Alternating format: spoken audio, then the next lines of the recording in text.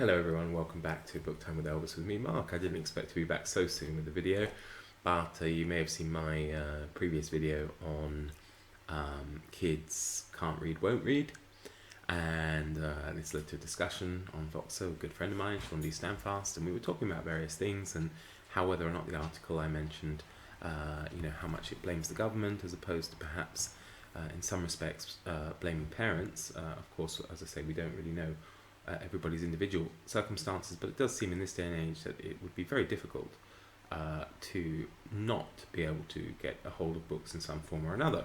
Libraries are free, school libraries, you can take books from there, and of course many schools, certainly in the UK apparently, can give out tablets to children. Classics and other books can be downloaded for free. Internet packages are extremely cheap. So there could be other reasons involved, and I'm not saying at all that what I'm going to talk about now is connected necessarily, but there might be cases of people not spending their money particularly wisely, and it seems that this has always been the case, and it brings me to really this video, which is if you like a kind of one-off special of Short Story Saturday. In this case looking at an essay, a 1946 essay by George Orwell. It can be found in the fantastic book by Everyman Library, Essays by George Orwell, and it is the essay Books versus Cigarettes, or Books v Cigarettes, which I thought I would read to you after Sean's suggestion that I go and read it. So before I do, I just want to make clear I am not saying that of course parents are choosing to buy cigarettes instead of books. I'm just saying that perhaps sometimes people's priorities can be different, and it has always been this case. Even George Orwell noticed it. So that's why I'm reading this essay, Books v Cigarettes. A couple of years ago, a friend of mine, a newspaper editor, was fire watching with some factory workers. They fell to talking about his newspaper, which most of them read and approved of, but when he asked them what they thought of the literary section, the answer he got was, "You don't suppose we read that stuff, do you? Why, half the time you're talking about books that cost 12 and sixpence. Chaps like us couldn't spend 12 and sixpence on a book." These, he said, were men who thought nothing of spending several pounds on a day trip to Blackpool. The idea that the buying or even the reading of books is an expensive hobby and beyond the reach of the average person is so widespread that it deserves some detailed examination. Exactly what reading costs, reckoned in terms of pence per hour, is difficult to estimate, but I have made a start by inventorying my own books and adding up their total price. After allowing for various other expenses, I can make a fairly good guess at my expenditure over the last 15 years. The books that I have counted in price are the ones I have here in my flat. I have about an equal number stored in another place, so that I shall double the final figure in order to arrive at the complete amount. I have counted oddments, such as proof copies, defaced volumes, cheap paper-covered editions, pamphlets or magazines, unless bound up into book form, nor have I counted the kind of junky books, old-school textbooks and so forth that accumulate in the bottoms of cupboards. I have counted only those books which I have acquired voluntarily, or else would have acquired voluntarily, and which I intend to keep. In this category I find that I have 442 books acquired in the following ways. It's amazing, sorry, I'm just going to interject there. It's amazing that Orwell has only 442 books when you look at Sean D. Standfast, for example, who's close on 5,000. Felicity at My House as a Library, I believe the figure is double that, if not more. So how has he divided up his books? Well, he puts into different categories. Bought, so mostly second-hand, comes to 251 books. Given to me or bought with book tokens, 33 books. Review copies and complimentary copies, 143 books. Borrowed and not returned books come to 10. And temporarily on loan books come to 5, bringing our total to 442 books. Now, as to the method of pricing, those books that I have bought I have listed at their full price as closely as I can determine it. I have also listed at their full price the books that have been given to me and those that I have temporarily borrowed and kept. This is because book giving, book borrowing and book stealing more or less even out. I possess books that do not strictly speaking belong to me, but many other people also have books of mine, so that the books I have not paid for can be taken as balancing others which I have paid for but no longer possess. On the other hand, I have listed the review and complimentary copies at half price. That is about what I would have paid for them second hand, and they are mostly books that I would only have bought second hand, if at all. For the prices, I have sometimes had to rely on guesswork, but my figures will not be far out. The costs were as follows. Now bear in mind, everybody, this will be in pounds, shillings and pence, given the age of this. So, bought, £36, 9 shillings, 0 pence. Gifts, £10, 10 shillings. Review copies, etc., £25, 11 shillings, 9 pence. Borrowed and not returned, £4, 16 shillings and 9 pence. On loan, £3, 10 shillings and 0 pence. And shelves, £2.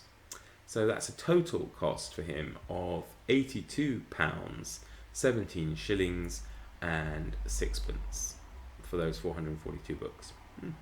Adding the other batch of books that I have elsewhere, it seems that I possess altogether nearly 900 books at a cost of £165 and 15 shillings. This is the accumulation of about 15 years. Actually more, since some of the books date from my childhood, but call it 15 years. This works out at £11, 1 shilling a year. But there are other charges that must be added in order to estimate my full reading expenses. The biggest will be for newspapers and periodicals, and for this I think £8 a year would be a reasonable figure. £8 a year covers the cost of 2 daily papers, 1 evening paper, 2 Sunday papers, 1 weekly review, and 1 or 2 monthly magazines. This brings the figure up to £19 and 1 shilling. But to arrive at the grand total, one has to make a guess. Obviously, one often spends money on books without afterwards having anything to show for it. There are library subscriptions, and there are also the books, chiefly Penguins, and other cheap editions, which one buys and then loses or throws away. However, on the basis of my other figures, it looks as though £6 a year would be quite enough to add for expenditure of this kind, so my total reading expenses over the past 15 years have been in the neighbourhood of £25 a year. £25 a year sounds quite a lot. Well, to him, of course. Now, I would love it if my total reading expenses were £25 a year. But anyway, moving on. Sounds quite a lot until you begin to measure it against other kinds of expenditure. It is nearly 9 shillings 9 pence a week, and at present 9 shillings 9 pence is the equivalent of about 83 Players cigarettes. Even before the war, it would have cost you less than 200 cigarettes. With prices as they are now, I am spending £0.50 an ounce, making nearly £40 a year. Even before the war, when the same tobacco cost £8 an ounce, 8 pence an ounce, I was spending over £10 a year on it, and if I also averaged a pint of beer a day at 6 pence, these two items together will have cost me close on £20 a year. This was probably not much above the national average. In 1938, the people of this country spent nearly £10 per head per annum on alcohol and tobacco. However, 20% of the population were children under 15, and another 40% were women, so that the average smoker and drinker must have been spending much more than £10. In 1944, the annual expenditure per head on these items was no less than £23. Allow for the women and children as before, and £40 is a reasonable individual figure. £40 a year would just about pay for a packet of Woodbines every day and a half a pint of mild 6 days a week. Not a magnificent allowance. Of course, all prices are now inflated, including the price of books. Still, it looks as though the cost of reading, even if you buy books instead of borrowing them and take in a fairly large number of periodicals, does not amount to more than the combined cost of smoking and drinking. It is difficult to establish any relationship between the price of books and the value one gets out of them.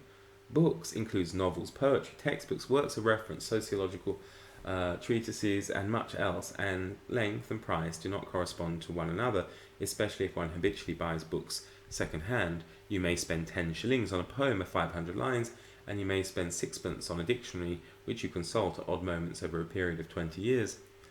There are books that one reads over and over again, books that become part of the furniture of one's mind and alter one's whole attitude to life, books that one dips into but never reads through, books that one reads at a single sitting and forgets a week later, and the cost in terms of money may be the same in each case, but if one regards reading simply as recreation, like going to the pictures, then it is possible to make a rough estimate of what it costs if you read nothing but novels and light literature and bought every book that you read. You would be spending, allowing 8 shillings as the price of a book and 4 hours as the time spent in reading it, 2 shillings an hour.